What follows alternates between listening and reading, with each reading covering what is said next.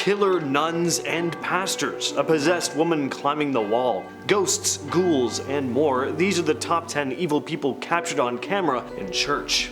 This is a photo of a nun, a very special nun named Mariam Soulakiotis. She was a real-life killer nun, and she didn't just kill once, she was a full-on serial killer, and on top of that was involved in fraud and a whole list of other crimes. And she wasn't even just a nun, she was an abbess, the head of a group of nuns. I can't believe I've never heard of her till today. A real-life serial killing nun. Mariam was a Greek nun who ran a convent with a particularly sinister agenda. Starting in the 40s, she began targeting wealthy women, convincing them to join her convent under the guise of spiritual enlightenment. Once they were in, she and her associates would force them to donate their fortunes to the monastery, using extreme and brutal methods. She was accused of embezzling the donated funds, and in some cases, she'd kill the donors.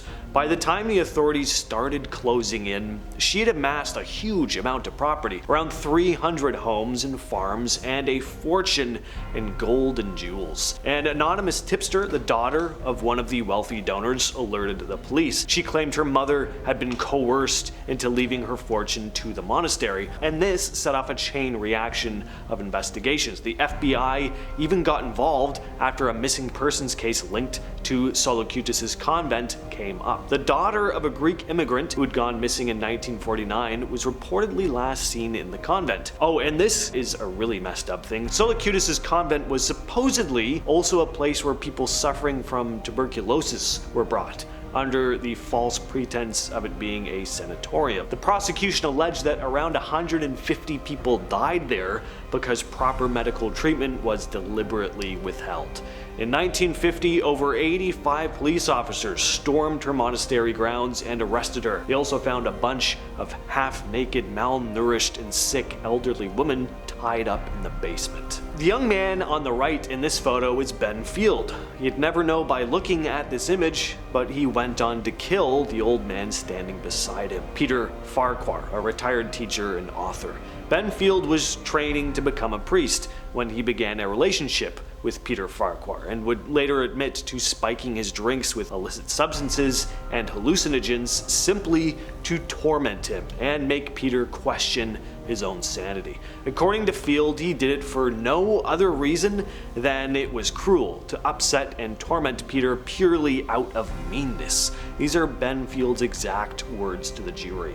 In the end, he killed Peter by smothering him with a pillow when he was too weak to fight back. In 2019, Field was sentenced to life imprisonment with a minimum of 36 years. Things could have gone much worse though. He had a list of around 100 potential victims, including his very own family members and other elderly, vulnerable individuals. According to him, he wanted to kill 50 pensioners in a single night. This is a photo of Father Gerald Robinson, who carried out an incredibly brutal crime in 1980.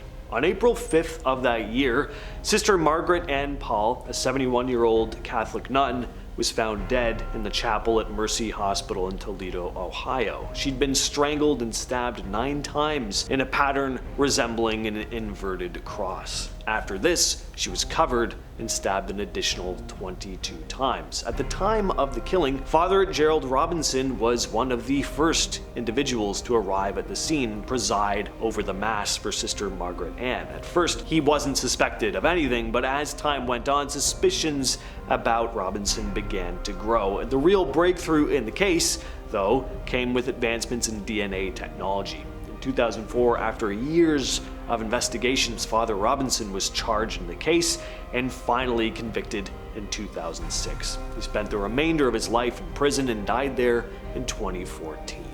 This is Father Ryan Erickson. He looks a bit like Peter Griffin, but this guy's biggest sin wasn't just being the star of one of the most obnoxious cartoons ever put to screen. Instead, this man was downright evil. Sorry to all the Family Guy fans out there. I am just not into that show. Did I need to tell you that?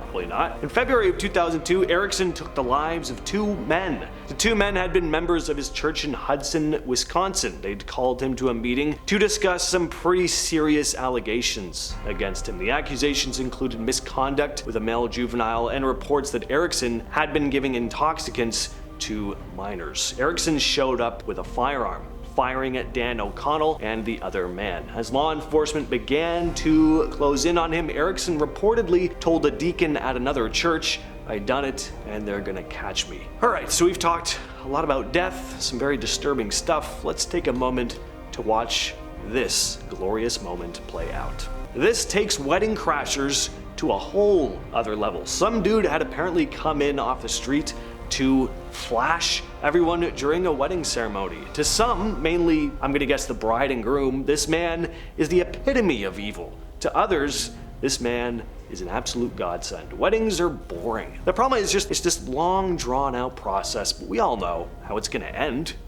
You're gonna get married. Why not throw a little twist in there? I also really appreciate this man's presentation. Like, he reveals himself like an angel sent from the heavens, like BAM!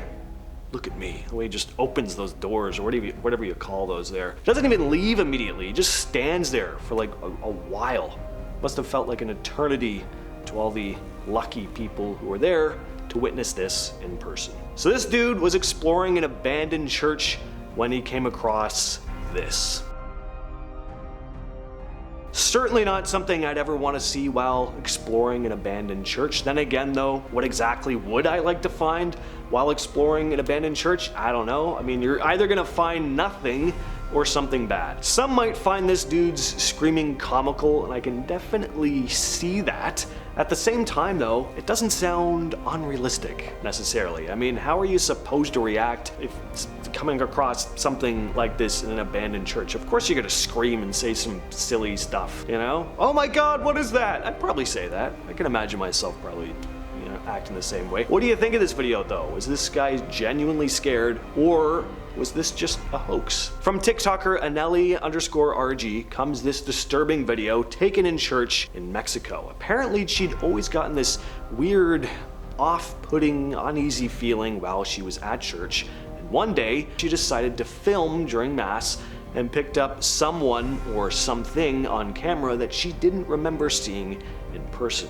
Take a look. In her description she wrote that this thing was not human.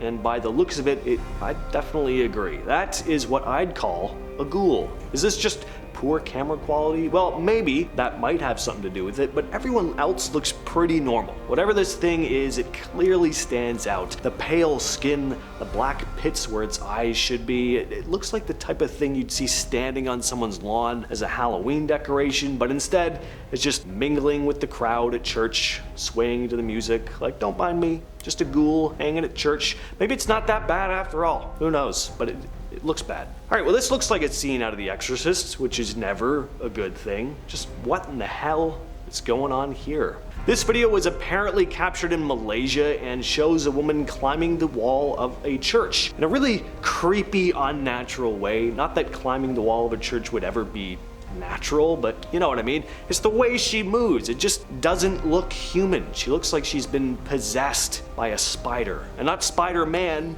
I'm talking about a real spider. She moves like an arachnid.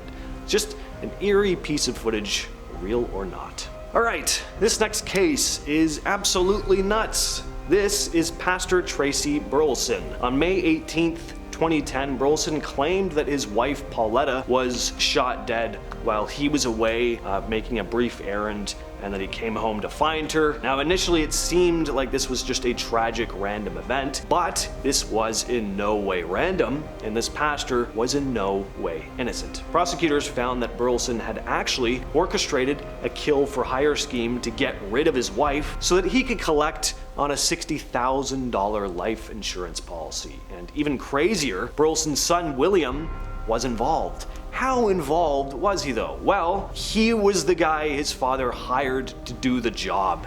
Insane, but even weirder, this is just like ick. Burleson and his son were having affairs with the same woman. I don't know, why does that make me creeped out the most? Anyway, and this woman also assisted William by driving him to clean up and dispose of the weapon he used to carry out the killing. In 2011, Pastor Burleson was convicted and sentenced to life in prison. Is this footage of a real ghost? Take a look.